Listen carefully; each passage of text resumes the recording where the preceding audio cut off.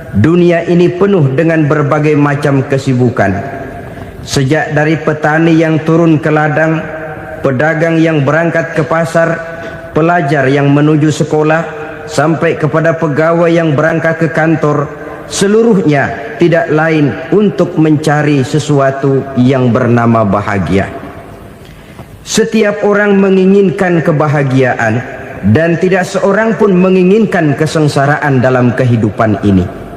Namun nyatanya tidak setiap orang yang ingin bahagia mengetahui jalan yang harus ditempuhnya untuk sampai kepada kebahagiaan itu.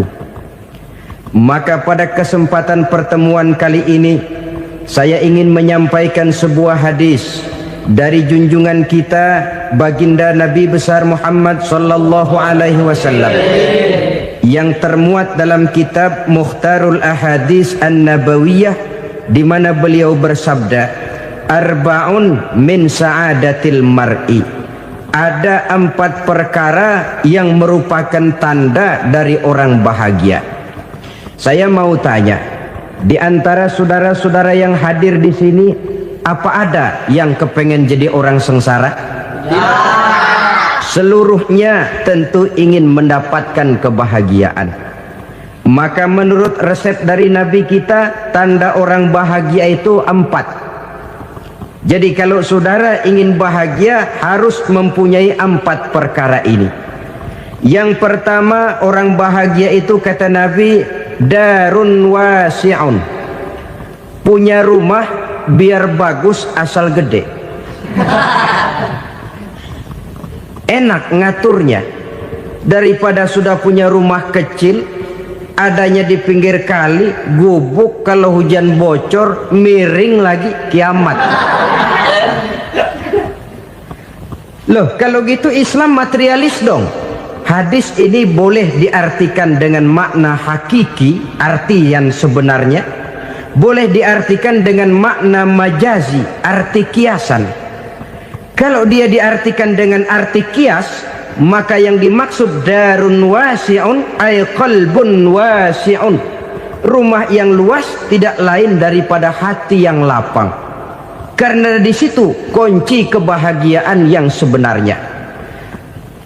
Walaupun kita cuma tinggal di petak berukuran 2 kali 3 meter, kalau hati kita luas rasanya rumah itu.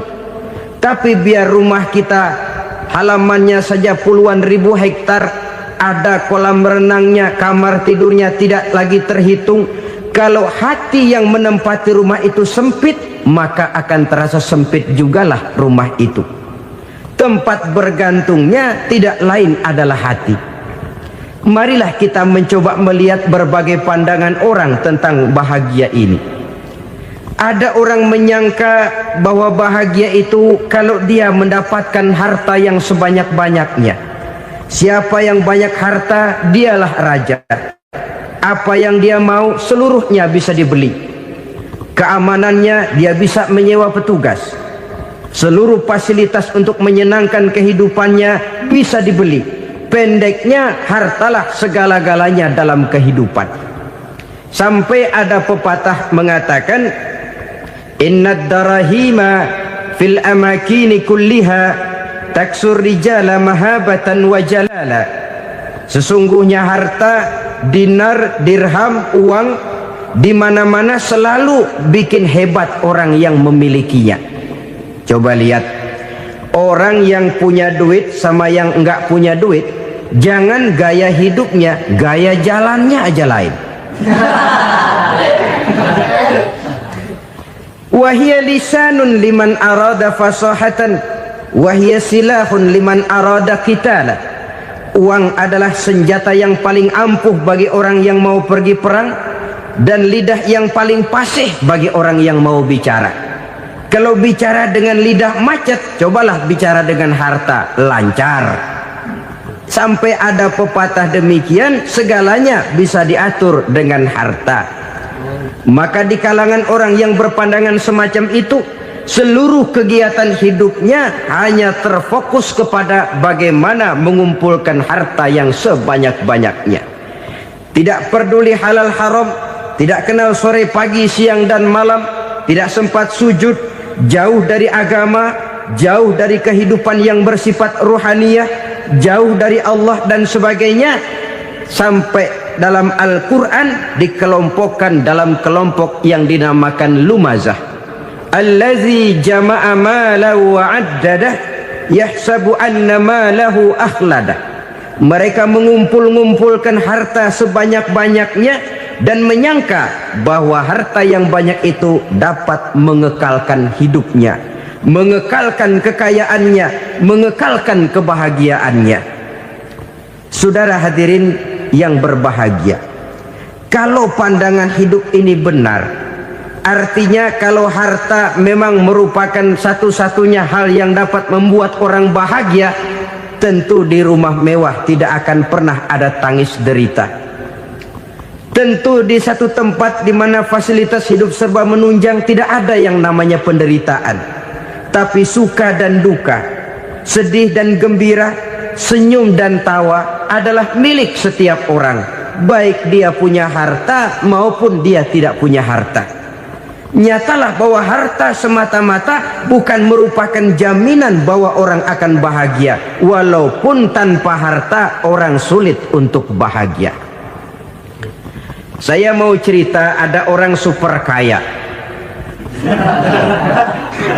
namanya Aristotle Onesius, raja tanker Yunani. Dia punya kapal tanker saja konon sampai 11 banyaknya. Punya perusahaan penerbangan yang disebut Olympic Airlines. Punya hotel di berbagai kota besar di dunia ini, sejak dari New York, London, Paris, Rome dan sebagainya. Bahkan punya pulau yang dia namakan Pulau Scorpio. Ini kan namanya sudah kaya nggak tanggung-tanggung, punya pulau.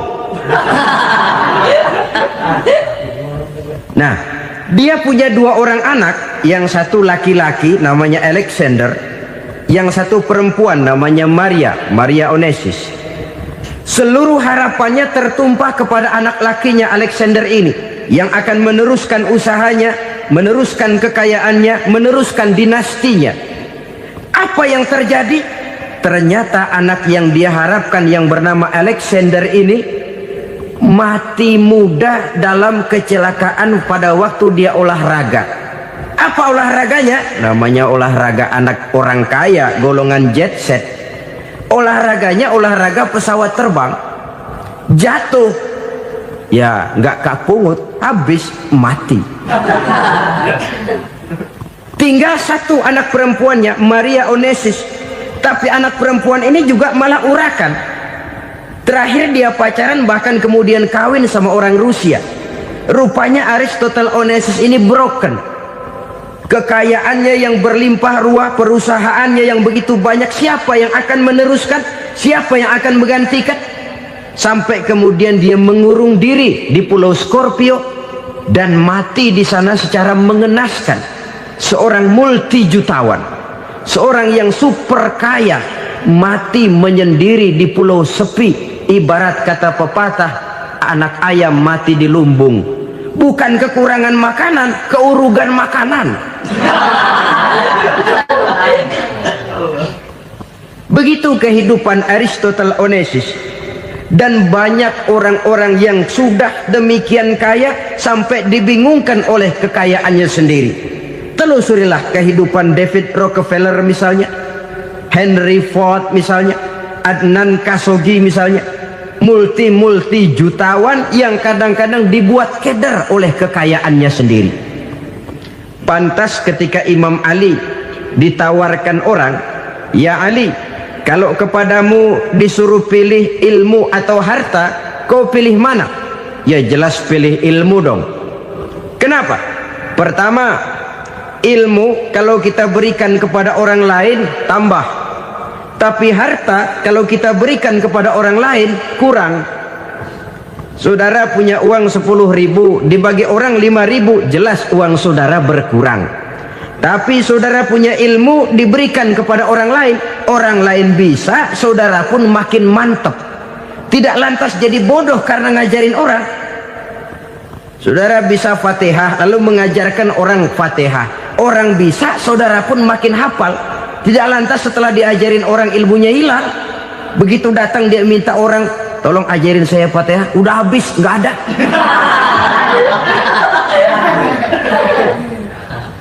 Yang kedua kata Imam Ali, ilmu menjaga kita. Kalau harta, kita yang harus jaga. Makin banyak ilmu, makin terpelihara diri seharusnya. Tetapi makin banyak harta, makin bingung kita jaganya. Sampai kadang-kadang kalau perlu seluruh keliling rumah dipasangi alarm. Belum cukup disewakan anjing besar-besar, pasang di depan pintu, awas anjing galak. Masih belum cukup juga, cari centeng tukang-tukang kepruk jaga rumah. Masih terasa belum aman, padahal rumahnya dikelilingi tembok besar. Di balik tembok ada pintu-pintunya tebal.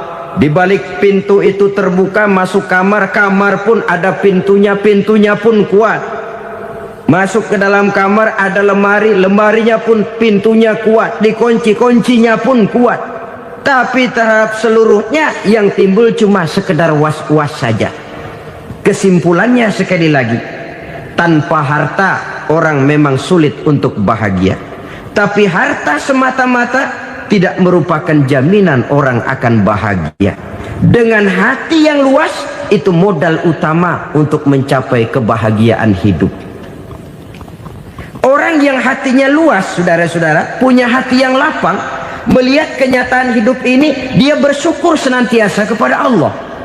Lantas tidak timbul hasud dan iri hatinya. Oleh karena itu jiwanya selalu lapang. Kalau tidak, cupik hati namanya, dangkal pandangan, tidak senang melihat orang lain dapat nikmat, dan itu sering dijadikan contoh. Kalau orang yang lapang dada, dia lihat tetangganya beli TV baru, dia berkata, alhamdulillah ya, tetangga kita beli TV, mudah-mudahan kita bisa ikut nonton. Lapang dadanya. Tapi orang yang sempit hati, lihat tetangga beli televisi, meriang. Enggak diapa-apain, meriang. Besoknya dengar tetangga beli motor, makin sakit, ke rumah sakit. Lalu di rumah sakit dengar tetangganya beli mobil, mati. Disiksa oleh perasaannya sendiri. Orang kalau hati sudah sempit dalam hidup, kemanapun dia pergi, sempit rasanya medan kehidupannya. Kemudian kita melihat juga ada orang yang menilai bahwa bahagia itu katanya kalau punya kedudukan yang tinggi, pangkat yang agung, wibawa yang besar. Mungkin betul, tapi mungkin juga tidak. Bergantung kepada hati orang yang punya pangkat itu. Sama dengan harta tadi. Harta akan membawa bahagia kalau dia jatuh ke tangan orang yang berhati lapang. Tapi harta akan jadi bencana kalau jatuh ke tangan hati orang yang sempit. Pangkat akan membawa bahaya kalau jatuh di tangan hati orang yang sempit. Lebih dari itu, kenyataan mengajarkan kepada kita bahwa ternyata pangkat dan jabatan tidak selamanya memberikan kebahagiaan dalam kehidupan. Bahkan resikonya kelewat besar. Beberapa bukti kita bisa ambil dari para pemimpin dunia yang menjadi korban lantaran pangkat dan jabatan yang disandangnya. Saudara ingat Presiden Abraham Lincoln dan John Kennedy dari Amerika? Dibunuh orang. Park Chung-hee dari Korea Selatan, Ziaur Rahman dari Bangladesh, Anwar Sadat dari Mesir, terakhir Indira Gandhi dari India, menjadi korban dari pangkat dan jabatan yang disandangnya dari orang-orang yang tidak senang dia memegang jabatan itu. Dia akan mudah mengundang bencana. Sehingga pantas kalau seorang presiden terkemuka Amerika, Harry Truman namanya, dia mengatakan jabatan presiden itu, kata dia, seperti orang nunggang macan, naik macan. Harus kita taiki, kalau enggak dia bakal nerekam kita, ngeri katanya. Adapun orang yang hatinya lapang, kalau dia menerima pangkat dan jabatan, dianggapnya itu satu kesempatan untuk berbuat baik.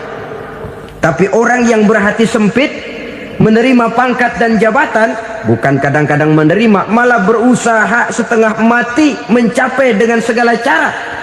Kalau perlu jilat atas, jilat atas. Jadi golongan sumuhun dawu. Jadi kelompok kulon nuwun, yes sir, yang kerjanya cuma oke bos. Kalau perlu jilat atas, jilat atas. Kalau perlu injak yang bawah, injak yang bawah. Perlu sikut kiri kanan, sikut kiri kanan. Yang penting pangkat dapat, jabatan dapat. Orang yang semacam ini, kalau sudah mempunyai pangkat dan jabatan, biasanya dia tidak menganggap itu sebagai amanah, tidak menganggap sebagai kesempatan berbuat baik, tapi malah kesempatan untuk memperturutkan hawa nafsunya yang dilatar belakangi oleh kesempitan hatinya tadi. Apalagi kalau orang memperoleh pangkat karena banyak mengeluarkan uang, seakan-akan pangkat dan jabatan itu sekarang macam proyek pakai tender. Siapa yang berani bayar segini naik, nggak berani minggir. Padahal logikanya, kalau orang mencapai satu jabatan karena banyak mengeluarkan uang, hampir bisa dipastikan bahwa setelah jabatan itu dia pegang, langkah pertama yang akan dilakukannya ialah berusaha bagaimana uang yang dia keluarkan supaya kembali. Ya paling kurang pulang modal dulu dong. Soal mikirin rakyat soal nanti, tapi ini modal harus pulang. Itu celakanya kalau orang memperoleh pangkat dan jabatan cuma karena banyak mengeluarkan uang. Jarang orang yang mempunyai keyakinan dan pandangan bahwa pangkat dan jabatan merupakan amanah.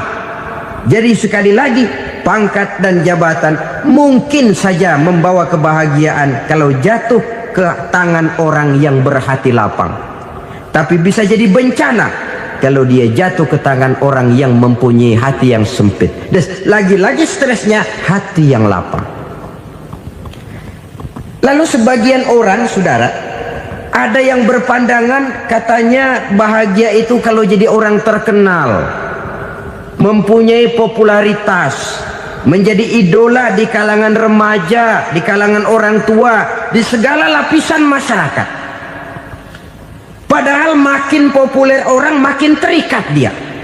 Ya kalau macam kita ini kan nggak punya nama, nggak populer, tengah malam buta mau nongkrong di warung Tegal aman. Tapi pangkat, jabatan, kedudukan, popularitas menyebabkan kita diikat dengan berbagai macam peraturan.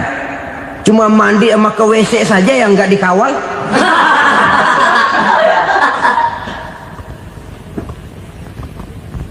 Benarkah popularitas, ketenaran membawa kebahagiaan? Mungkin ya, tapi mungkin juga tidak. Kenapa? Banyak orang-orang populer yang mengakhiri hidupnya secara tragis. Kita ambil beberapa nama. Di Amerika tahun 60-an ada bintang seksi paling terkenal yang dijuluki sex bomb, bom seks. Sampai sekarang jadi legenda, namanya Marilyn Monroe.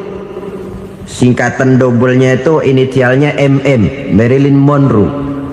Terkenal top sampai dia mati tahun 62, namanya sekarang masih saja dibicarakan orang. Kenapa dia bunuh diri? Tidak punya hartakah dia? Banyak. Kurang populerkah dia? Seluruh dunia mengenalnya. Sejak rakyat kecil sampai pejabat tinggi dia punya hubungan. Kenapa? Jenuh. Dia terlahir dalam keadaan yatim. Setelah itu tidak lama dia berangkat remaja, ibunya meninggal, pindah dari wanita asuh ke wanita asuh sampai 12 orang ibu angkatnya. Dan kekecewaan yang paling parah, setiap laki-laki yang dekat dengannya hanya seperti kapal berlabuh, datang dan pergi silih berganti. Padahal dia merindukan seseorang yang bisa melindungi hidupnya. Dia rindukan itu dan dia tidak pernah menemukan. Itu yang akhirnya menyebabkan dia minum pil tidur kelewat dosis, minum obat tidur kebanyakan, ya tidur terus sampai sekarang.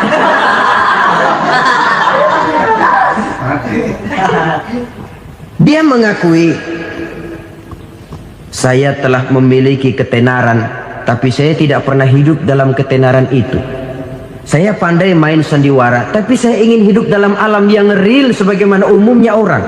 Itu yang dia rindukan. Menyusul jejak yang namanya Marilyn Monroe ini, Billie Holiday, saudara kenal tentu, di rumah sakit dirawat. Dia juga minum obat overdosis, mati lagi. Jimi Hendrix minum obat tidur overdosis kelewat batas, mati lagi. Lalu yang menghanyutkan diri di danau, Janis Joplin dan Brian Jones, ini orang-orang populer, orang-orang terkemuka yang mengakhiri hidup secara tragis, bukan karena tidak terkenal, mungkin karena sudah saking terkenalnya. Contoh paling belakangan, Bruce Lee. Wah, ini tukang-tukang keprok tentu kenal siapa dia. Sampai sekarang pun tabir kematiannya masih merupakan misteri. Dan yang masih hidup juga menunjukkan gejala yang aneh. Michael Jackson, rumahnya di Beverly Hills itu dijaga sedemikian rupa, dan dia selalu curiga kepada setiap makanan harus steril, bersih dari segala macam kimia.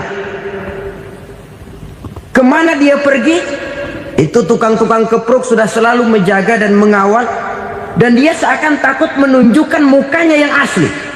Hingga kalau tampil ke tengah di luar show, dia kadang memakai pakaian yang tidak menunjukkan dia yang sebenarnya, takut dikenali orang. Ternyata popularitas sering jadi momok yang meracuni kehidupan manusia. Oleh karena itu, benarlah junjungan kita pada saat beliau mengajarkan orang akan bahagia kalau dia mempunyai hati yang lapang. Nah, sekarang masalahnya untuk mendapatkan hati yang lapang, caranya bagaimana? Kita kembali kepada konsep Quran. Allah mengajarkan, ala inna bidzikrillahi tatmainnul qulub. Ketahuilah bahwa dengan banyak mengingat Allah, hati akan tenang, jiwa akan lapang. Dengan kata lain, dekat dengan agama, merasakan kehadiran Allah dekat dalam hidup, itu muara pertama untuk mencapai hati yang lapang. Ala inna bizikrillahi tatmainnul qulub. Jangan macam orang sekarang ingin mendapatkan ketenangan lalu tapak di puncak gunung, di gua-gua, di tempat sepi. Iyalah kalau nggak ada ular. Kalau tergigit ular berbisa, ketenangan belum, mati jelas itu. Islam positif untuk mendapatkan ketenangan. Ala inna bizikrillahi tatmainnul qulubi. Bahwa ketahuilah bahwa dengan banyak mengingat Allah, hati akan tenang, jiwa akan lapang, nuansa pikiran akan luas. Karena yang namanya bahagia ada dimanapun manusia berada. Di kampung ada bahagia, di kota ada bahagia, di ngarai, di lembah, di gunung, di hutan, di lautan, di angkasa luar, dimanapun bahagia itu ada kalau kita bermodalkan hati yang lapang ini. Dan hati akan lapang kalau kita dekat dengan agama. Dekat dengan harta buat sementara hati mungkin tenang, tapi ketenangan yang relatif dan temporer. Apalagi orang tiap kali tambah harta, tiap kali tambah rencana. Itu wajar. Mungkin sebelumnya saudara berpikir, kalau punya duit 5.000 enak nih. Begitu punya duit 5.000, aduh sayang kalau 10.000 aja. Tiap kali tambah harta, tiap kali lain rencana. Makin banyak rencana, makin menjauhkan kita dari yang namanya ketenangan. Padahal ketenangan merupakan unsur utama untuk mencapai bahagia. Dan ketenangan itu bermuara dalam hati manusia. Tengoklah kehidupan ini. Orang yang banyak harta dengan orang miskin Berbedakah rasa sakit yang mereka tanggungkan? Rasanya tidak. Walaupun si kaya tidur di kasur empuk berselimutkan sutra mahal, sementara si miskin meringkuk di balai bambu yang keras dan kasar. Apabila maut datang, dia juga tidak pernah pilih bulu. Maut datang menjemput si kaya di singgasana keemasannya, dikelilingi oleh para pengasuh, dayang dan idang serta para pengawal. Dan maut pun datang menjemput si miskin papa, sehingga ia tergelepar di tepian jalan. Kedua-duanya bernama mati. Kalau nyata bahwa sakit yang ditanggung si kaya tidak beda dengan sakit yang ditanggung si miskin, bukan harta semata yang membuat orang bahagia.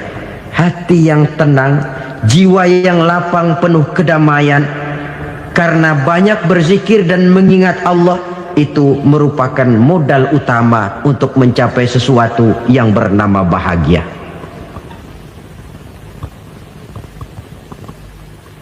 Saudara hadirin yang saya hormati, inilah yang pertama dari 4 ciri yang digambarkan oleh Nabi tentang tanda-tanda orang bahagia. Dan harus berangkat dari yang pertama ini, hati yang lapang. Ini yang harus kita miliki lebih dahulu, baru nanti akan menyusul kepada poin yang ketiga, kedua, dan selanjutnya. Sebab kalau hati sudah terisi dengan jiwa yang lapang, seluruh persoalan insya Allah akan bisa kita atasi dengan sebagaimana mestinya. Yang kedua sekarang, tanda orang bahagia menurut baginda Nabi, markabun syariah. Orang bahagia itu, kata beliau, punya kendaraan biar cepat asal lancar. Artinya kemana dia mau pergi mudah. Apa maksud hadis ini? Kalau kita kaji lebih dalam, kendaraan itu kan alat transportasi. Transportasi tidak lain adalah usaha memudahkan komunikasi. Pindah dari situ kepada teori bahwa manusia adalah zon political, makhluk bermasyarakat yang tidak bisa memenuhi kebutuhan hidupnya secara sendirian. Kita memerlukan keberadaan orang lain dalam kehidupan ini. Untuk memakai baju saja kita sudah perlukan petani yang tanam kapas, pabrik yang memintal kapas jadi benang, pabrik yang menenun benang jadi kain, sampai kepada mesin jahit, sampai kepada tukang jahit. Itu cuma untuk memakai pakaian saja. Tidak seorang pun di antara kita yang sanggup memenuhi kebutuhan hidupnya secara sendiri. Kita perlu orang lain. Maka kebebasan dalam arti mutlak, kebebasan tanpa batas, itu tidak mungkin ada dalam kehidupan. Karena kita mengadakan yang disebut interaksi sosial. Setiap kegiatan kita tentu melibatkan orang lain.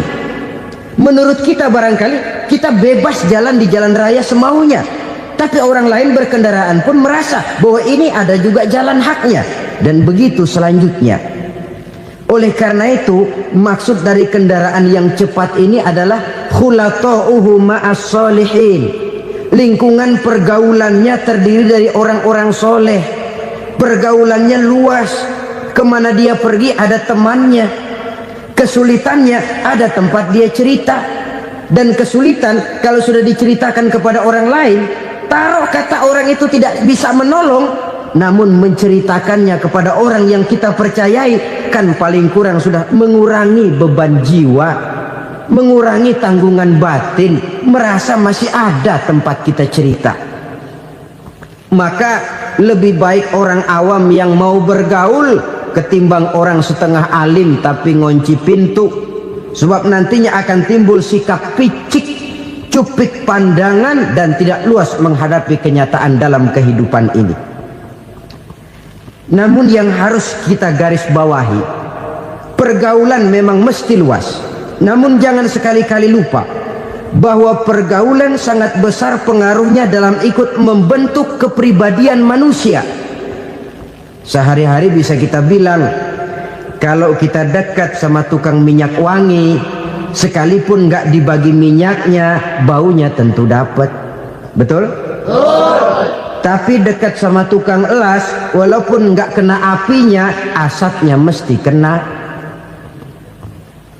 Kalau Syauqi mengatakan lebih jelas lagi, man asyaral asyrafa asya musyarrafan wa muasyiral anzali ghairu musyarrafin. Awalam taral jildal hakira muqabbalan bisagri lamma sara jildal mushaf. Siapa yang bergaul dengan orang mulia, dia bakal ikut menjadi mulia. Tapi siapa yang berteman dengan orang hina, dia tidak bakal ikut menjadi mulia. Tidakkah kau lihat, kata Syauqi, kulit kambing yang hina pun dicium orang ketika menjadi kantong Quran. Kulit kambing hina, kalau dia sendirian gak ada yang mau cium. Tapi begitu dia bergaul dengan Quran, menjadi kantong Quran, dipakein minyak wangi, ditaruh di tempat yang tinggi, mau diambil dicium dulu, dibawa dengan penuh hormat dan hati-hati. Kulit kambing yang hina lantaran berteman dengan Quran, numpang mujur. Tapi coba lihat kalau kulit kambing berteman dengan kayu, jadi beduk, habis. Zohor dikemplang, asar dipukul. Itu pun sedikit saja, cuma salah milih teman. Yang temannya Quran dihormati orang, yang temannya kayu lantaran jadi beduk, gelap-gelap subuh orang udah kemplangi.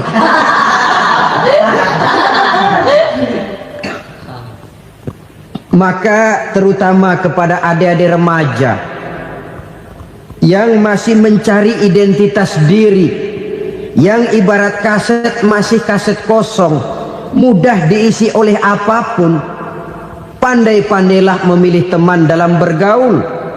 Karena banyak orang yang tadinya baik-baik, ketika terseret dalam pergaulan dengan orang yang tidak baik, kebaikannya menjadi lentur dan luntur. Tapi berapa banyak bajingan-bajingan tengik, orang-orang yang berlumur noda dan dosa, tiap hari melakukan maksiat, namun bergaul dengan orang yang baik-baik, pada akhirnya sedikit demi sedikit beringsut dan berangsur dia terbiasa mengikuti kebaikan-kebaikan. Saya tekankan ini kepada remaja karena mereka masih mencari identitas diri.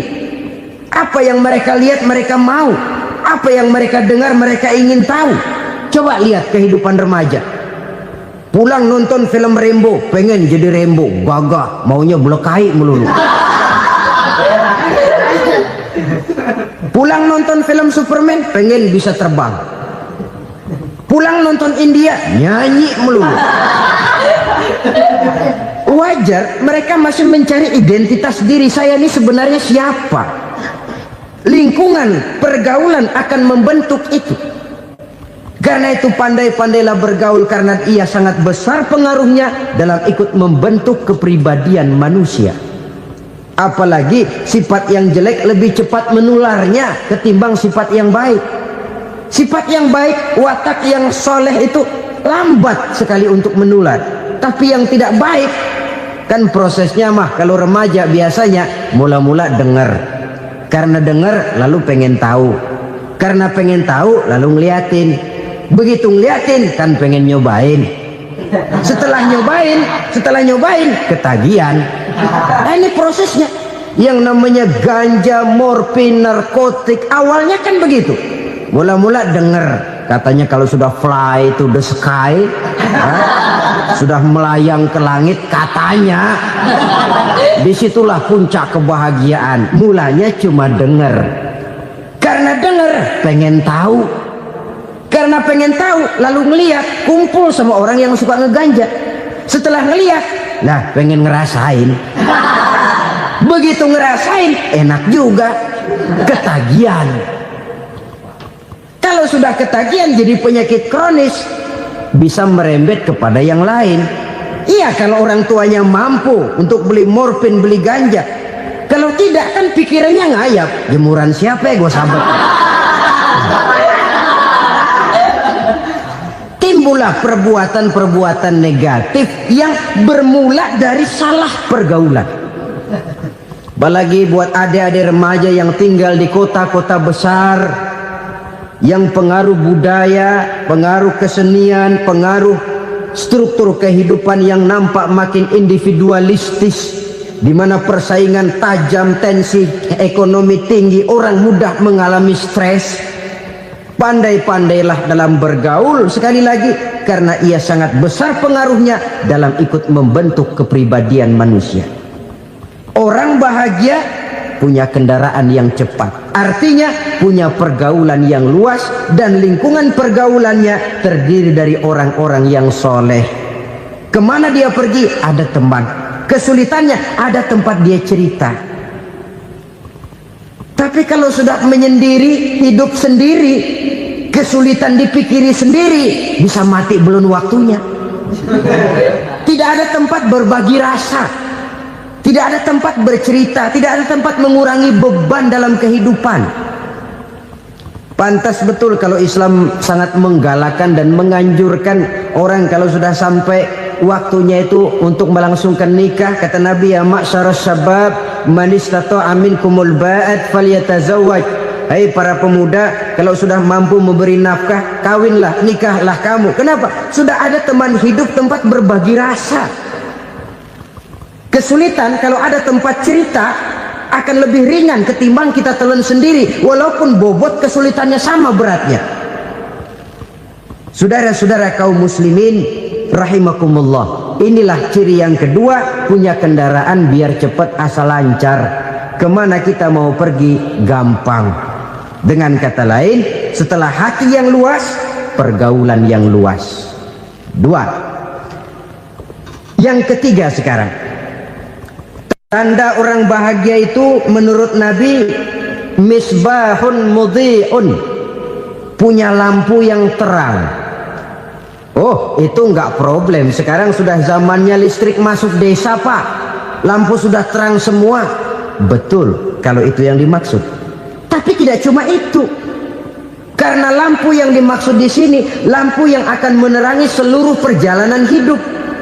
Dan perjalanan hidup itu sudah dimulai sejak kita terlahir ke alam ini, sampai masuk ke alam barzah, kumpul di padang mahsyar, sampai ke akhirat. Lampu yang menerangi itu yang diperlukan. Kalau lampu, katakanlah yang paling top sekarang kan lampu jenis Mercury. Taruhlah itu di rumah kita, dia cuma menerangi rumah kita, menerangi hati pun tidak sanggup. Bila kita masuk ke alam barzah, alam kubur, sanggupkah si Mercury yang begitu terang menerangi alam barzah kita?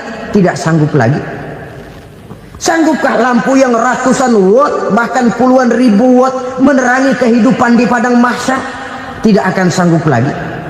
Kalau demikian, yang dimaksud lampu yang terang di sini apa? Tidak lain amal soleh, kebajikan yang kita lakukan dalam hidup. Itu yang akan jadi lampu penerang. Di dunia nama kita akan terang, jasad kita boleh hancur terkubur tanah, tapi nama kita akan dikenang orang. Begitulah kalau orang meninggalkan kebajikan dalam hidup seperti sekarang. Ribuan orang tiap saat berziarah ke kubur Imam Syafi'i, ke kubur Imam Malik, ke kubur Imam Ghazali, ke kubur orang yang baik-baik, orang yang soleh-soleh.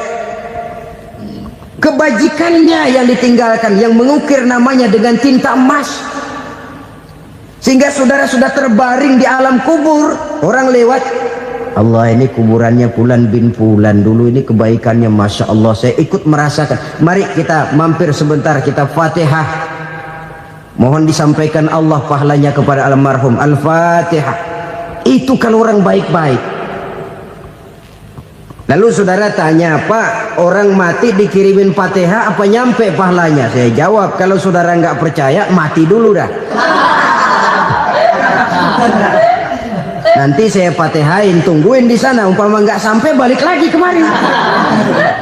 Sekarang ini kan maunya otak-otakan saja. Kalau nggak masuk otak, nggak percaya. Padahal alam gaib itu nggak bisa diotak-otakin. Sama saja dengan saudara pernah dengar cerita kapal tanpa emas tenggelam kan? Pernah nggak? Di mana? Ya, di laut Masalembo. Begitu ketampo emas tenggelam, ratusan penumpang itu terjun ke laut, dipermainkan gelombang, berjuang menghadapi maut itu.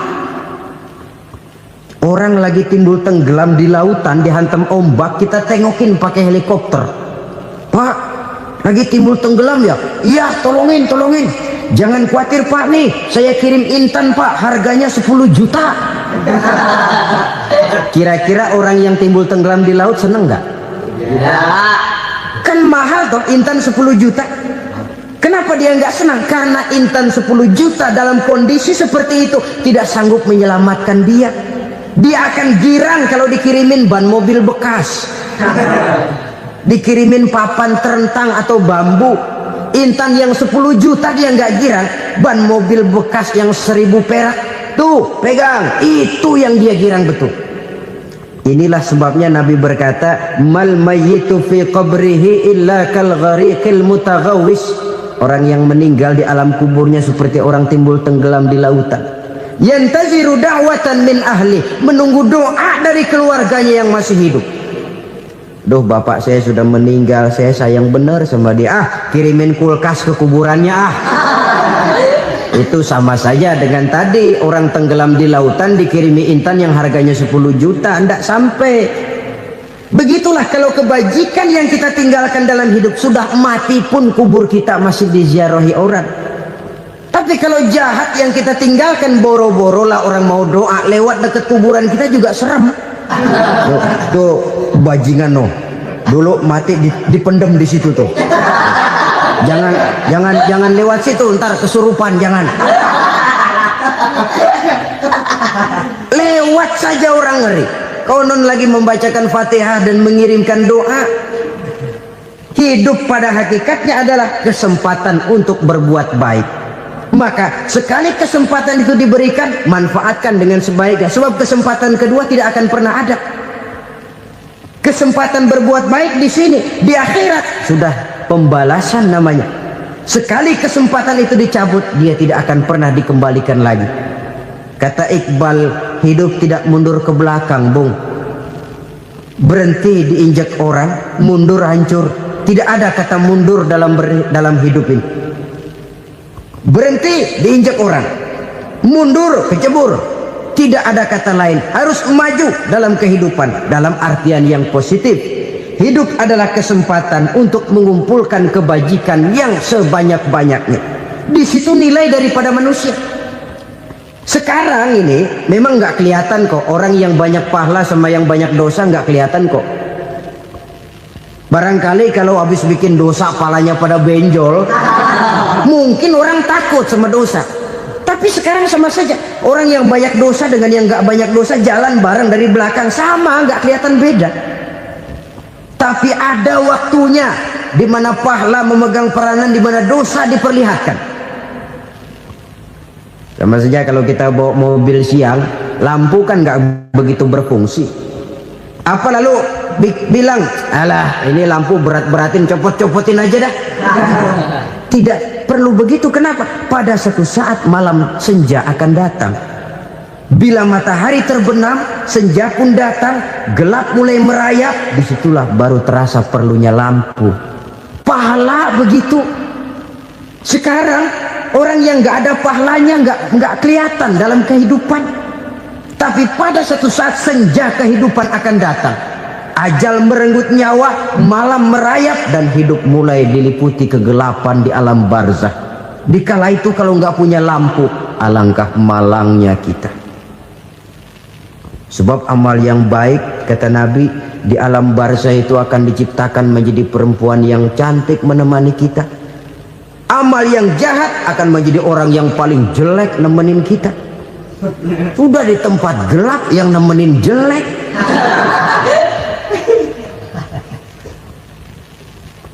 Kaum muslimin rahimakumullah.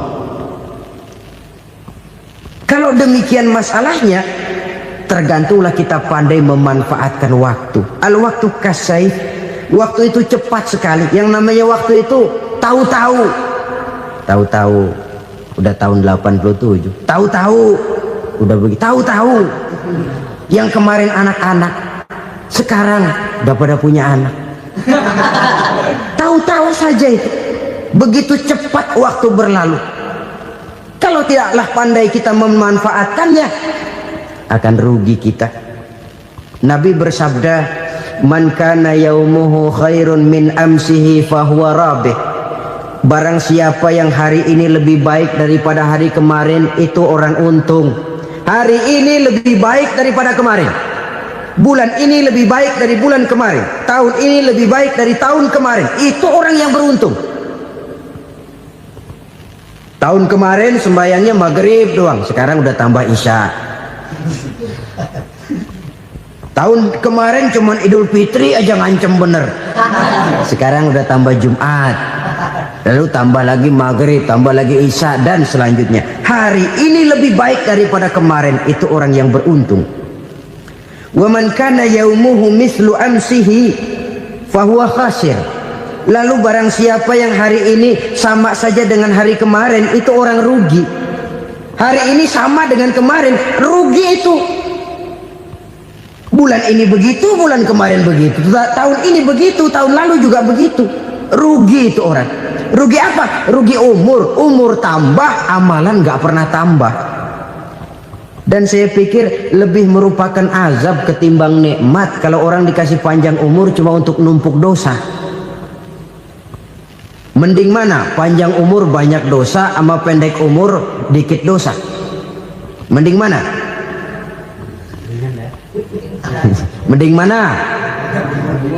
Ya, paling mending tentu panjang umur banyak pahala. Tapi kalau tidak, sekali lagi, lebih merupakan azab ketimbang nikmat kalau orang diberikan panjang umur tapi cuma untuk sekedar menumpuk dosa. Kehilangan kesadaran bahwa dunia bukan terminal akhir dari satu perjalanan. Dia cuma halte di mana kita berhenti sebentar untuk menuju kepada terminal yang hakiki. Saudara-saudara kaum muslimin rahimakumullah, inilah lampu yang akan menerangi kehidupan. Amal yang kita lakukan di dalam kehidupan. Jadi yang dimaksud dengan lampu yang terang, kebajikan yang kita kerjakan dalam hidup. Nah, setiap orang di awal tadi saya bilang ingin bahagia. Bahagia itu kan hakikatnya kumpulan senang dan selamat. Senang, selamat. Apa bedanya? Senang tapi tidak selamat, nggak bahagia. Selamat tapi nggak senang, nggak bahagia orang. Contoh, kalau orang korupsi, duitnya banyak, senang dia, tapi keselamatannya. Ada tentara baris di samping rumahnya udah bingung, padahal tentara latihan. Tentara cuma latihan, dia bingung. Senang, tapi karena keselamatannya tidak terjamin, dia tidak bahagia. Sebaliknya pegawai negeri jujur benar, cuma segaji-gajinya, selamat nggak korupsi, tapi melarat, ya nggak bahagia juga, kurang senang. Kesenangan dan keselamatan untuk dunia saja, ya sekali lagi, kalau cuma sekedar untuk dunia saja, bisa dibeli pakai uang. Bisa dibeli pakai uang. Saudara ingin selamat, bisa dibeli pakai uang. Saudara ingin senang, bisa dibeli dengan uang. Tapi setelah mati, masuk ke alam barzah, habis kekuasaan uang. Nggak bisa lagi beli keselamatan pakai uang, tidak mungkin lagi membeli kesenangan dengan uang. Di situ pahala yang megang peranan. Makin banyak pahala, makin banyak saham untuk membeli kesenangan dan keselamatan, untuk memperoleh yang namanya bahagia. Dan jangan lupa loh, di alam barzah kita nggak sebentar, menunggu datangnya kiamat. Loh iya, kalau kita begitu dikuburin terus kiamat datang, untung. Tapi kalau masih harus 1000, 2000, puluhan ribu tahun yang akan datang, dalam satu penantian yang begitu lama, tanpa saham untuk memperoleh kebahagiaan, satu kemalangan yang tidak ada pernah putus-putusnya. Janganlah tergelincir oleh kebahagiaan sebentar yang menipu dengan mengorbankan kebahagiaan hakiki yang berjangka panjang. Apa artinya senyum sejenak kalau harus ditebus dengan tangis seumur hidup? Biarlah kita minum jamu, pahit memang, getir memang, tapi kan besok badan sehat. Daripada sekarang minum sirup, manis memang, enak memang, tapi bibir pada jontor besoknya. Sirawan, batuk, nggak karu-karuan. Banyak orang tertipu oleh kesenangan yang sebentar, Padahal laisa kullu ma yalma'u zahaban. Belum tentu semua yang berkilat itu emas. Belum tentu semua yang gemerlap itu intan. Karena itu marilah manfaatkan kesempatan yang diberikan Allah ini untuk mengumpulkan kebajikan yang sebanyak-banyaknya. Yang terakhir sekarang, yang keempat, tanda orang bahagia kata Nabi. Zaujatun salihah. Orang bahagia itu tanda yang keempat kata Nabi, punya istri biar cakep asal taat. Sudah surga itu sudah. Cakep taat. Istri kayak gitu, kalau belum mati jangan dikuburin dulu itu. Sudah cakep taat lagi. Tapi kadang-kadang enggak, udah jelek ngadat melulu. Apa yang mau dipilih? Sebab itu Quran mengatakan istri pakaian untuk suami, suami pakaian untuk istri. Kenapa suami istri diibaratkan pakaian? Alangkah tingginya gaya bahasa Quran ini. Suami istri teman hidup, hidup perjalanan panjang. Sejak kita dalam rahim sudah ada hidup kan di sini.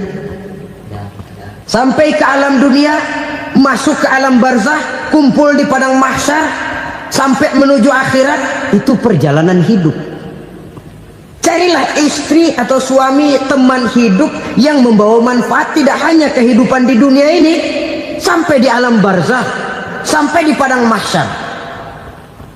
Suaminya mungkin meninggal lebih dulu atau istrinya mungkin meninggal lebih dulu, tapi suami atau istri yang masih hidup berbuat kebajikan.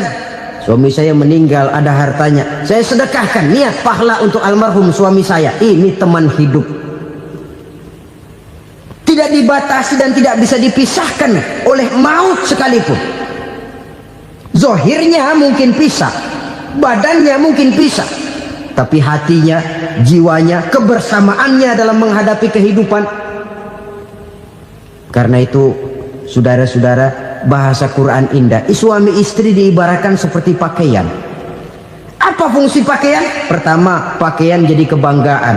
Artinya suami harus menjadi kebanggaan istri, istri harus jadi kebanggaan suami. Yang kedua, pakaian itu kan fungsinya menutup aurat. Artinya sesama suami istri harus saling menjaga kekurangan masing-masing. Jangan malah sesama suami istri saling membongkar rahasia dan aibnya sendiri-sendiri. Istrinya diceritain jeleknya di mana-mana, atau suaminya dibongkar rahasianya di pasar umum. Itu sudah tidak lagi berfungsi sebagai pakaian. Kenapa semua ini diperlukan? Karena kita menyadari bangsa yang baik terdiri dari masyarakat yang baik. Masyarakat yang baik merupakan susunan dari warga yang baik. Warga yang baik adalah terdiri dari rumah tangga yang baik. Dan rumah tangga yang baik merupakan susunan dari pribadi yang baik. Dari situ langkah dimulai. Membangun satu bangsa yang baik diawali dengan membangun rumah tangga yang baik, dengan menciptakan pribadi-pribadi yang baik. Sehingga dari sini diharapkan berkembanglah nilai-nilai kebaikan. Orang akan bahagia mempunyai istri yang soleh. Kenapa? Tidak ada seorang suami bisa sukses jadi apapun dia, apapun profesinya. Dokter kah, kiai kah, mubalik kah, petani kah, pengusaha kah, pejabat tinggi kah. Tidak ada seorang suami yang bisa sukses tanpa peran serta istrinya. Walaupun memang peranan itu tidak begitu kelihatan, tapi sangat menentukan. Karena itu, saudara hadirin yang saya hormati, Islam sangat menghargai kaum wanita, memberikan kedudukan yang tinggi sepanjang tidak mematikan kodrat kewanitaannya. Nah, kalau sudah kesuksesan ini diawali dari rumah tangga, karier di masyarakat mudah untuk dikejar. Tapi keberantakan di rumah tangga merupakan kegagalan pertama di tempat lain.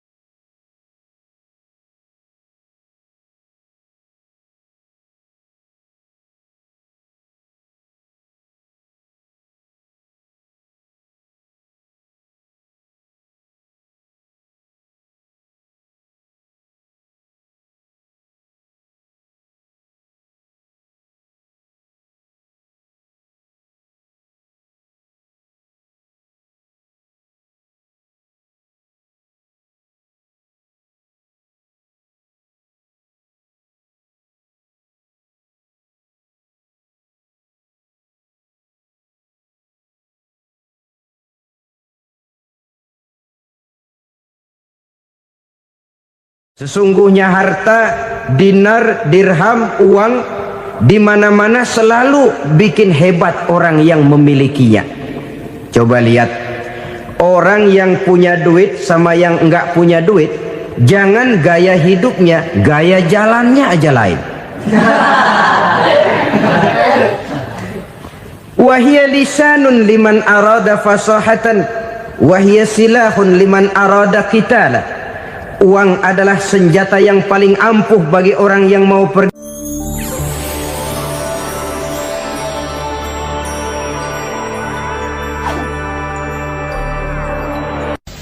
Bapak-bapak, ibu-ibu, saudara-saudara kaum muslimin rahimakumullah. Murai di dahan dan kokok ayam di kandang, dunia ini penuh dengan berbagai macam kesibukan. Sejak dari petani yang turun ke ladang, pedagang yang berangkat ke pasar, pelajar yang menuju sekolah, sampai kepada pegawai yang berangkat ke kantor, seluruhnya tidak lain untuk mencari sesuatu yang bernama bahagia. Setiap orang menginginkan kebahagiaan, dan tidak seorang pun menginginkan kesengsaraan dalam kehidupan ini. Namun nyatanya tidak setiap orang yang ingin bahagia mengetahui jalan yang harus ditempuhnya untuk sampai kepada kebahagiaan itu. Maka pada kesempatan pertemuan kali ini, saya ingin menyampaikan sebuah hadis dari junjungan kita baginda Nabi besar Muhammad sallallahu alaihi wasallam yang termuat dalam kitab Mukhtarul Ahadits An-Nabawiyah, di mana beliau bersabda, arba'un min sa'adatil mar'i. Ada 4 perkara yang merupakan tanda dari orang bahagia. Saya mau tanya, di antara saudara-saudara yang hadir di sini, apa ada yang kepengen jadi orang sengsara? Ya. Seluruhnya tentu ingin mendapatkan kebahagiaan. Maka menurut resep dari Nabi kita, tanda orang bahagia itu 4. Jadi kalau saudara ingin bahagia, harus mempunyai 4 perkara ini. Yang pertama, orang bahagia itu kata Nabi, darun wasi'un. Punya rumah biar bagus asal gede. Enak ngaturnya. Daripada sudah punya rumah kecil, adanya di pinggir kali, gubuk, kalau hujan bocor, miring lagi, kiamat. Loh, kalau gitu Islam materialis dong. Hadis ini boleh diartikan dengan makna hakiki, arti yang sebenarnya. Boleh diartikan dengan makna majazi, arti kiasan. Kalau dia diartikan dengan arti kias, maka yang dimaksud darun wasi'un ay qalbun wasi'un. Rumah yang luas tidak lain daripada hati yang lapang. Karena di situ kunci kebahagiaan yang sebenarnya. Walaupun kita cuma tinggal di petak berukuran 2 kali 3 meter, kalau hati kita luas rasanya rumah itu. Tapi biar rumah kita halamannya saja puluhan ribu hektar, ada kolam renangnya, kamar tidurnya tidak lagi terhitung. Kalau hati yang menempati rumah itu sempit, maka akan terasa sempit jugalah rumah itu. Tempat bergantungnya tidak lain adalah hati. Marilah kita mencoba melihat berbagai pandangan orang tentang bahagia ini. Ada orang menyangka bahwa bahagia itu kalau dia mendapatkan harta yang sebanyak-banyaknya. Siapa yang banyak harta, dialah raja. Apa yang dia mau, seluruhnya bisa dibeli. Keamanannya, dia bisa menyewa petugas. Seluruh fasilitas untuk menyenangkan kehidupannya bisa dibeli. Pendeknya, hartalah segala-galanya dalam kehidupan. Sampai ada pepatah mengatakan, innad darahima fil amakini kulliha taksur rijala mahabatan wa jalala. Sesungguhnya harta, dinar, dirham, uang di mana-mana selalu bikin hebat orang yang memilikinya. Coba lihat, orang yang punya duit sama yang enggak punya duit, Jangan gaya hidupnya, gaya jalannya aja lain. Wahia lisanun liman arada fasahatan, wahia silahun liman arada qitala. Uang adalah senjata yang paling ampuh bagi orang yang mau pergi perang, dan lidah yang paling fasih bagi orang yang mau bicara. Kalau bicara dengan lidah macet, cobalah bicara dengan harta, lancar. Sampai ada pepatah demikian, segalanya bisa diatur dengan harta. Maka di kalangan orang yang berpandangan semacam itu, seluruh kegiatan hidupnya hanya terfokus kepada bagaimana mengumpulkan harta yang sebanyak-banyaknya. Tidak peduli halal haram, tidak kenal sore pagi siang dan malam, tidak sempat sujud, jauh dari agama, jauh dari kehidupan yang bersifat ruhaniyah, jauh dari Allah dan sebagainya. Sampai dalam Al-Quran dikelompokkan dalam kelompok yang dinamakan lumazah. Allazi jama'a malahu wa addadah yahsabu anna malahu akhladah. Mereka mengumpul-ngumpulkan harta sebanyak-banyaknya dan menyangka bahwa harta yang banyak itu dapat mengekalkan hidupnya, mengekalkan kekayaannya, mengekalkan kebahagiaannya. Saudara hadirin yang berbahagia, kalau pandangan hidup ini benar, artinya kalau harta memang merupakan satu-satunya hal yang dapat membuat orang bahagia, tentu di rumah mewah tidak akan pernah ada tangis derita. Tentu di satu tempat di mana fasilitas hidup serba menunjang tidak ada yang namanya penderitaan. Tapi suka dan duka, sedih dan gembira, senyum dan tawa adalah milik setiap orang, baik dia punya harta maupun dia tidak punya harta. Nyatalah bahwa harta semata-mata bukan merupakan jaminan bahwa orang akan bahagia, walaupun tanpa harta orang sulit untuk bahagia. Saya mau cerita, ada orang super kaya, namanya Aristotle Onesimus, raja tanker Yunani. Dia punya kapal tanker saja konon sampai 11 banyaknya. Punya perusahaan penerbangan yang disebut Olympic Airlines. Punya hotel di berbagai kota besar di dunia ini, sejak dari New York, London, Paris, Rome dan sebagainya. Bahkan punya pulau yang dia namakan Pulau Scorpio. Ini kan namanya sudah kaya nggak tanggung-tanggung, punya pulau. Nah, dia punya 2 orang anak, yang satu laki-laki namanya Alexander, yang satu perempuan namanya Maria Onesimus. Seluruh harapannya tertumpah kepada anak lakinya Alexander ini, yang akan meneruskan usahanya, meneruskan kekayaannya, meneruskan dinastinya. Apa yang terjadi? Ternyata anak yang dia harapkan yang bernama Alexander ini mati muda dalam kecelakaan pada waktu dia olahraga. Apa olahraganya? Namanya olahraga anak orang kaya, golongan jet set. Olahraganya olahraga pesawat terbang. Jatuh, ya nggak kapungut, habis mati. Tinggal satu anak perempuannya, Maria Onesimus. Tapi anak perempuan ini juga malah urakan. Terakhir dia pacaran, bahkan kemudian kawin sama orang Rusia. Rupanya Aristotle Onesimus ini broken. Kekayaannya yang berlimpah ruah, perusahaannya yang begitu banyak, siapa yang akan meneruskan? Siapa yang akan menggantikan?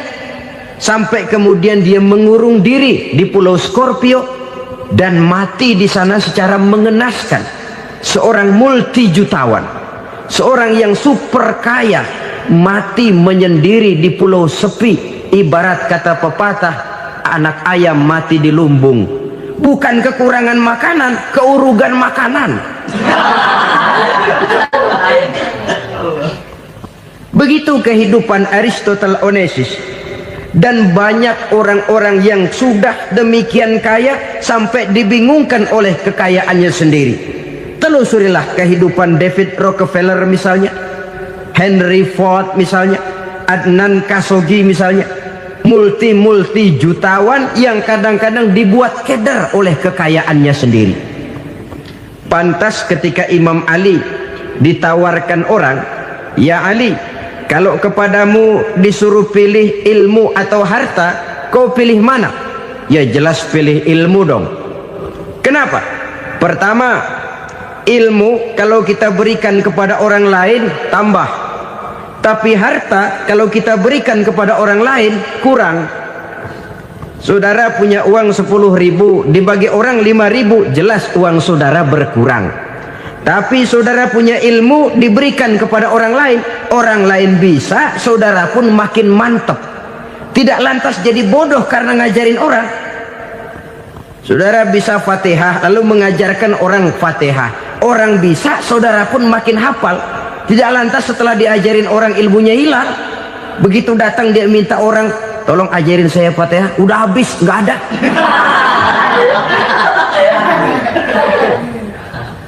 Yang kedua kata Imam Ali, ilmu menjaga kita.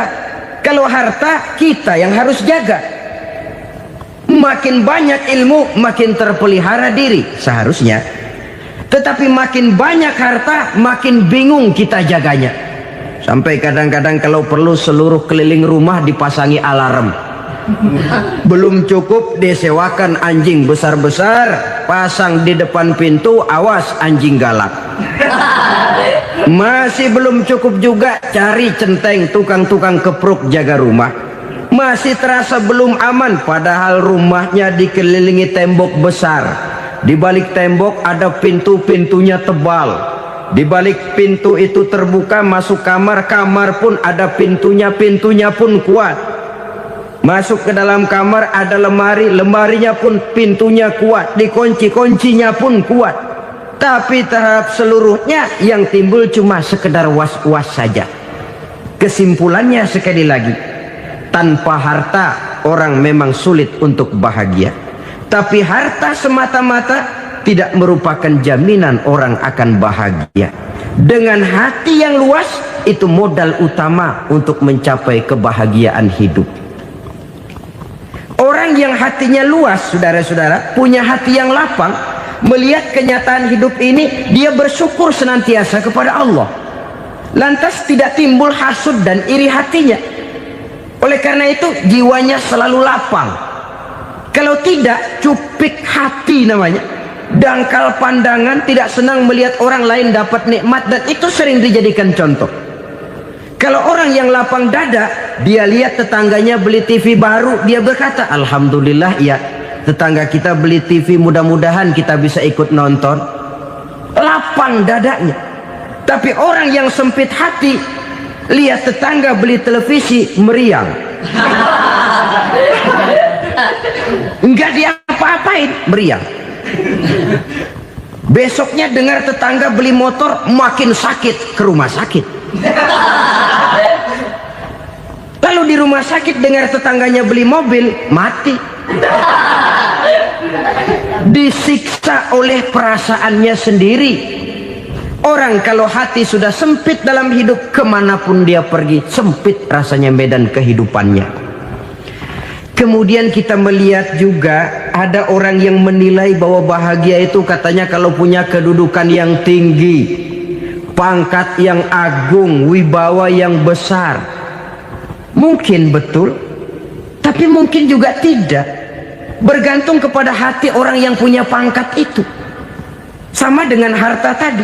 Harta akan membawa bahagia kalau dia jatuh ke tangan orang yang berhati lapang. Tapi harta akan jadi bencana kalau jatuh ke tangan hati orang yang sempit. Pangkat akan membawa bahaya kalau jatuh di tangan hati orang yang sempit. Lebih dari itu, kenyataan mengajarkan kepada kita bahwa ternyata pangkat dan jabatan tidak selamanya memberikan kebahagiaan dalam kehidupan. Bahkan resikonya kelewat besar. Beberapa bukti kita bisa ambil dari para pemimpin dunia yang menjadi korban lantaran pangkat dan jabatan yang disandangnya. Saudara ingat Presiden Abraham Lincoln dan John Kennedy dari Amerika? Dibunuh orang. Park Chung-hee dari Korea Selatan Ziaur Rahman dari Bangladesh, Anwar Sadat dari Mesir, terakhir Indira Gandhi dari India, menjadi korban dari pangkat dan jabatan yang disandangnya dari orang-orang yang tidak senang dia memegang jabatan itu. Dia akan mudah mengundang bencana, sehingga pantas kalau seorang presiden terkemuka Amerika, Harris Truman namanya, dia mengatakan jabatan presiden itu, kata dia, seperti orang nunggang macan, naik macan, harus kita taiki, kalau enggak dia bakal nerekam kita, ngeri katanya. Adapun orang yang hatinya lapang, kalau dia menerima pangkat dan jabatan, dianggapnya itu satu kesempatan untuk berbuat baik. Tapi orang yang berhati sempit, menerima pangkat dan jabatan, bukan kadang-kadang menerima, malah berusaha setengah mati mencapai dengan segala cara. Kalau perlu jilat atas, jilat atas. Jadi golongan sumuhun dawu. Jadi kelompok kulon nuwun, yes sir, yang kerjanya cuma oke bos. Kalau perlu jilat atas, jilat atas. Kalau perlu injak yang bawah, injak yang bawah. Perlu sikut kiri kanan, sikut kiri kanan. Yang penting pangkat dapat, jabatan dapat. Orang yang semacam ini, kalau sudah mempunyai pangkat dan jabatan, biasanya dia tidak menganggap itu sebagai amanah, tidak menganggap sebagai kesempatan berbuat baik, tapi malah kesempatan untuk memperturutkan hawa nafsunya yang dilatar belakangi oleh kesempitan hatinya tadi. Apalagi kalau orang memperoleh pangkat karena banyak mengeluarkan uang, seakan-akan pangkat dan jabatan itu sekarang macam proyek, pakai tender. Siapa yang berani bayar segini naik, nggak berani minggir. Padahal logikanya, kalau orang mencapai satu jabatan karena banyak mengeluarkan uang, hampir bisa dipastikan bahwa setelah jabatan itu dia pegang, langkah pertama yang akan dilakukannya ialah berusaha bagaimana uang yang dia keluarkan supaya kembali. Ya paling kurang pulang modal dulu dong. Soal mikirin rakyat soal nanti, tapi ini modal harus pulang. Itu celakanya kalau orang memperoleh pangkat dan jabatan cuma karena banyak mengeluarkan uang. Jarang orang yang mempunyai keyakinan dan pandangan bahwa pangkat dan jabatan merupakan amanah. Jadi sekali lagi, pangkat dan jabatan mungkin saja membawa kebahagiaan kalau jatuh ke tangan orang yang berhati lapang, tapi bisa jadi bencana kalau dia jatuh ke tangan orang yang mempunyai hati yang sempit. Dan lagi-lagi stresnya hati yang lapang. Lalu sebagian orang, saudara, ada yang berpandangan katanya bahagia itu kalau jadi orang terkenal, mempunyai popularitas, menjadi idola di kalangan remaja, di kalangan orang tua, di segala lapisan masyarakat. Padahal makin populer orang, makin terikat dia.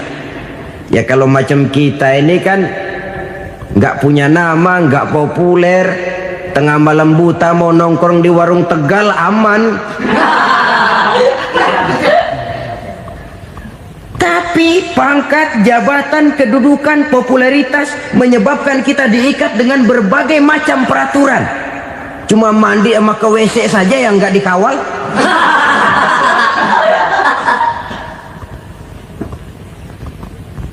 Benarkah popularitas, ketenaran membawa kebahagiaan? Mungkin, ya, tapi mungkin juga tidak. Kenapa? Banyak orang-orang populer yang mengakhiri hidupnya secara tragis. Kita ambil beberapa nama. Di Amerika tahun 60-an ada bintang seksi paling terkenal yang dijuluki seks bom. Bom seks. Sampai sekarang jadi legenda, namanya Marilyn Monroe. Singkatan doublenya itu inisialnya MM, Marilyn Monroe. Terkenal, top, sampai dia mati tahun 62, namanya sekarang masih saja dibicarakan orang. Kenapa dia bunuh diri? Tidak punya hartakah dia? Banyak. Kurang populerkah dia? Seluruh dunia mengenalnya. Sejak rakyat kecil sampai pejabat tinggi dia punya hubungan. Kenapa? Jenuh. Dia terlahir dalam keadaan yatim. Setelah itu tidak lama dia berangkat remaja, ibunya meninggal. Pindah dari wanita asuh ke wanita asuh sampai 12 orang ibu angkatnya. Dan kekecewaan yang paling parah, setiap laki-laki yang dekat dengannya hanya seperti kapal berlabuh. Datang dan pergi silih berganti, padahal dia merindukan seseorang yang bisa melindungi hidupnya. Dia rindukan itu dan dia tidak pernah menemukan. Itu yang akhirnya menyebabkan dia minum pil tidur kelewat dosis, minum obat tidur kebanyakan, ya tidur terus sampai sekarang.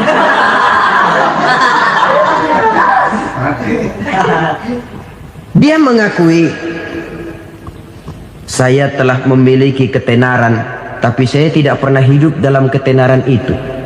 Saya pandai main sandiwara, tapi saya ingin hidup dalam alam yang real sebagaimana umumnya orang. Itu yang dia rindukan. Menyusul jejak yang namanya Marilyn Monroe ini, Billie Holiday, saudara kenal tentu. Di rumah sakit dirawat. Dia juga minum obat overdosis, mati lagi. Jimi Hendrix minum obat tidur overdosis kelewat batas, mati lagi. Lalu yang menghanyutkan diri di danau, Janis Joplin dan Brian Jones. Ini orang-orang populer, orang-orang terkemuka yang mengakhiri hidup secara tragis, bukan karena tidak terkenal, mungkin karena sudah saking terkenalnya. Contoh paling belakangan, Bruce Lee. Wah, ini tukang-tukang kepruk tentu kenal siapa dia. Sampai sekarang pun tabir kematiannya masih merupakan misteri.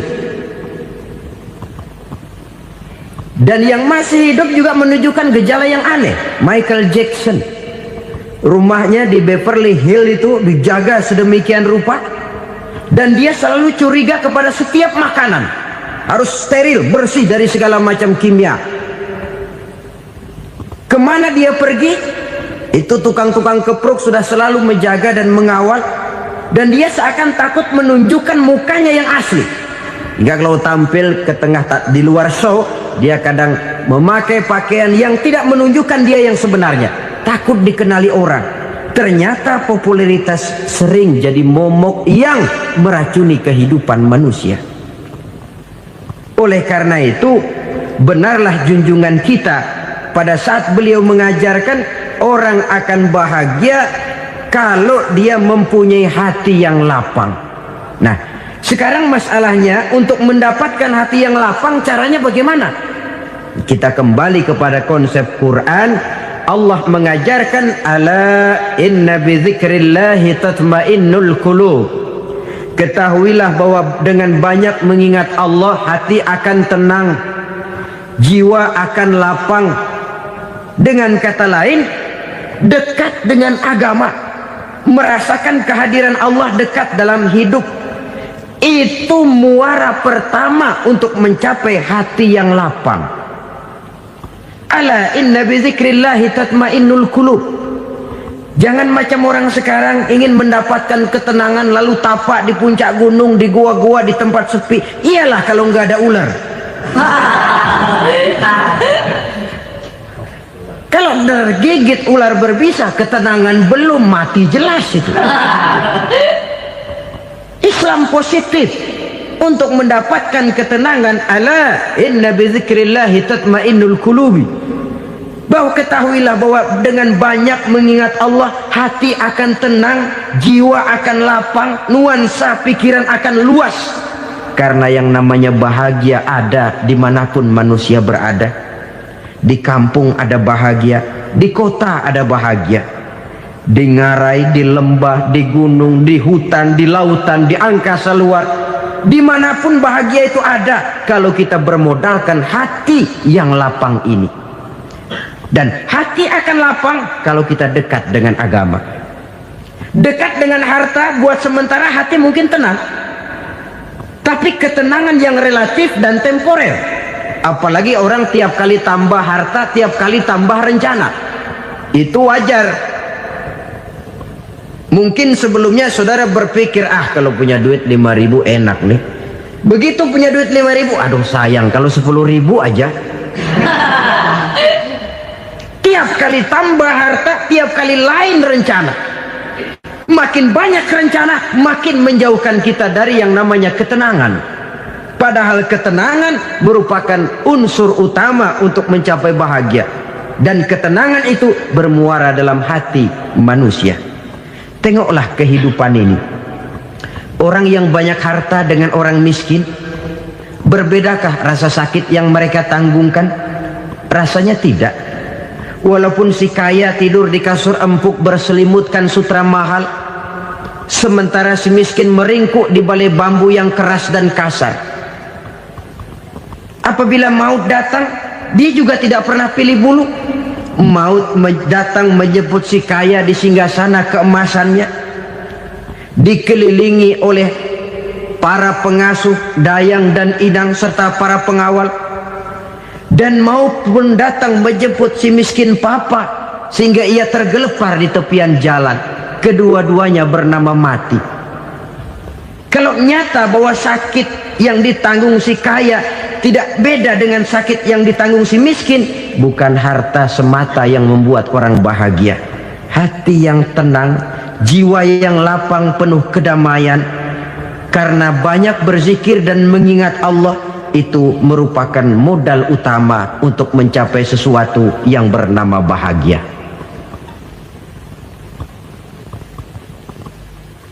Saudara hadirin yang saya hormati, inilah yang pertama dari 4 ciri yang digambarkan oleh Nabi tentang tanda-tanda orang bahagia. Dan harus berangkat dari yang pertama ini, hati yang lapang. Ini yang harus kita miliki lebih dahulu, baru nanti akan menyusul kepada poin yang ketiga, kedua dan selanjutnya. Sebab kalau hati sudah terisi dengan jiwa yang lapang, seluruh persoalan insya Allah akan bisa kita atasi dengan sebagaimana mestinya. Yang kedua sekarang, tanda orang bahagia menurut baginda Nabi, markabun syariah. Orang bahagia itu, kata beliau, punya kendaraan biar cepat asal lancar. Artinya kemana dia mau pergi mudah.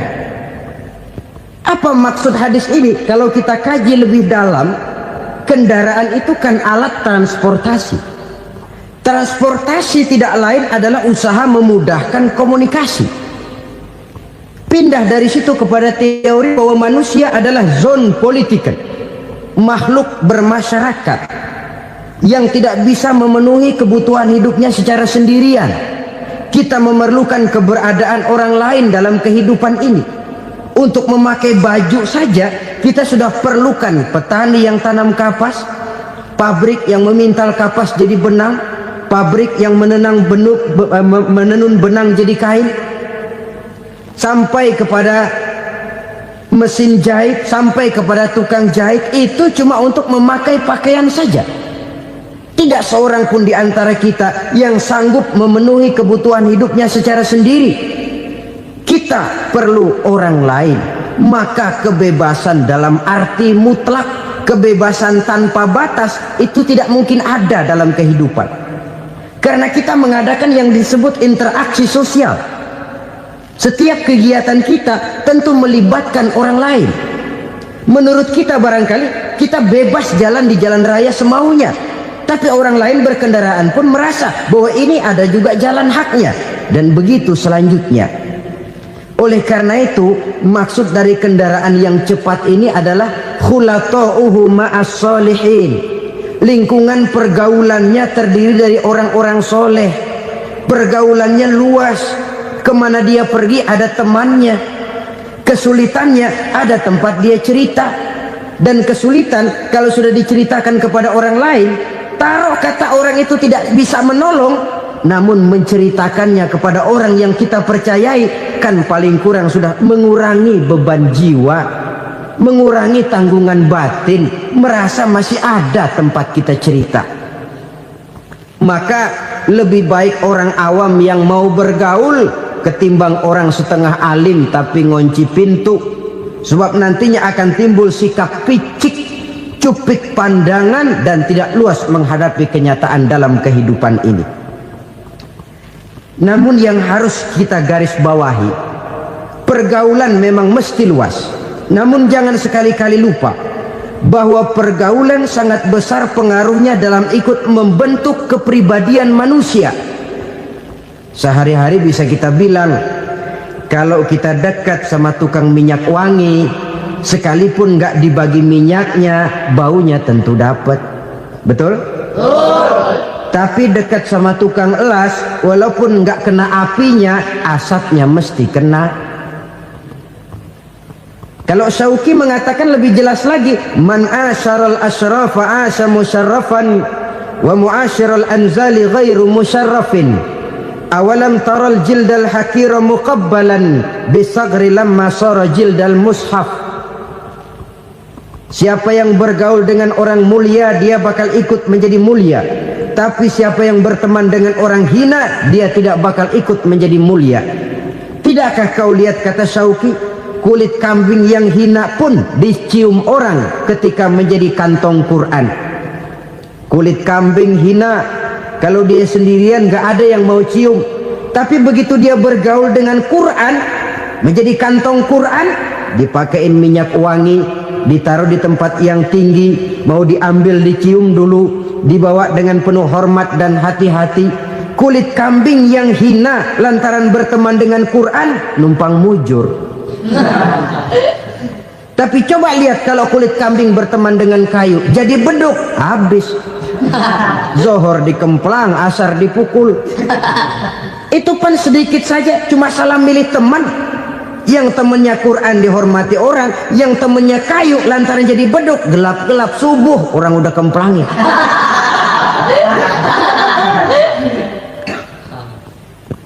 Maka terutama kepada adik-adik remaja yang masih mencari identitas diri, yang ibarat kaset masih kaset kosong, mudah diisi oleh apapun, pandai-pandailah memilih teman dalam bergaul. Karena banyak orang yang tadinya baik-baik, ketika terseret dalam pergaulan dengan orang yang tidak baik, kebaikannya menjadi lentur dan luntur. Tapi berapa banyak bajingan-bajingan tengik, orang-orang yang berlumur noda dan dosa, tiap hari melakukan maksiat, namun bergaul dengan orang yang baik-baik, pada akhirnya sedikit demi sedikit beringsut dan berangsur dia terbiasa mengikuti kebaikan-kebaikan. Saya tekankan ini kepada remaja karena mereka masih mencari identitas diri. Apa yang mereka lihat mereka mau, apa yang mereka dengar mereka ingin tahu. Coba lihat kehidupan remaja. Pulang nonton film Rambo, pengen jadi Rambo, gagah, maunya belekai melulu. Pulang nonton film Superman, pengen bisa terbang. Pulang nonton India, nyanyi melulu. Wajar, mereka masih mencari identitas diri. Saya ini sebenarnya siapa? Lingkungan, pergaulan akan membentuk itu. Karena itu pandai-pandailah bergaul, karena ia sangat besar pengaruhnya dalam ikut membentuk kepribadian manusia. Apalagi sifat yang jelek lebih cepat menularnya ketimbang sifat yang baik. Sifat yang baik, watak yang soleh itu lambat sekali untuk menular. Tapi yang tidak baik, kan prosesnya mah kalau remaja biasanya mula-mula dengar. Karena dengar lalu pengen tahu. Karena pengen tahu lalu ngeliatin. Begitu ngeliatin kan pengen nyobain. Setelah nyobain ketagihan. Nah, ini prosesnya. Yang namanya ganja, morfin, narkotik, awalnya kan begitu. Mula-mula denger, katanya kalau sudah fly to the sky, sudah melayang ke langit, katanya disitulah puncak kebahagiaan. Mulanya cuma denger. Karena denger pengen tahu. Karena pengen tahu lalu ngeliat, kumpul sama orang yang suka ngeganja. Setelah ngeliat, Nah, pengen ngerasain. Begitu ngerasain, enak juga. Ketagihan. Kalau sudah ketagihan jadi penyakit kronis, bisa merembet kepada yang lain. Iya, kalau orang tuanya mampu untuk beli morfin, beli ganja. Kalau tidak kan pikirannya ngayap. Jemuran siapa ya gue sahabat. Timbullah perbuatan-perbuatan negatif yang bermula dari salah pergaulan. Apalagi buat adik-adik remaja yang tinggal di kota-kota besar, yang pengaruh budaya, pengaruh kesenian, pengaruh struktur kehidupan yang nampak makin individualistis, di mana persaingan tajam, tensi ekonomi tinggi, orang mudah mengalami stres. Pandai-pandailah dalam bergaul, sekali lagi, karena ia sangat besar pengaruhnya dalam ikut membentuk kepribadian manusia. Orang bahagia punya kendaraan yang cepat, artinya punya pergaulan yang luas, dan lingkungan pergaulannya terdiri dari orang-orang yang soleh. Kemana dia pergi ada teman, kesulitannya ada tempat dia cerita. Tapi kalau sudah menyendiri, hidup sendiri, kesulitan dipikiri sendiri, bisa mati belum waktunya. Tidak ada tempat berbagi rasa, tidak ada tempat bercerita, tidak ada tempat mengurangi beban dalam kehidupan. Pantas betul kalau Islam sangat menggalakkan dan menganjurkan orang kalau sudah sampai waktunya itu untuk melangsungkan nikah. Kata Nabi, ya ma'syaras syabab man istata'a minkumul ba'at falyatazawwaj.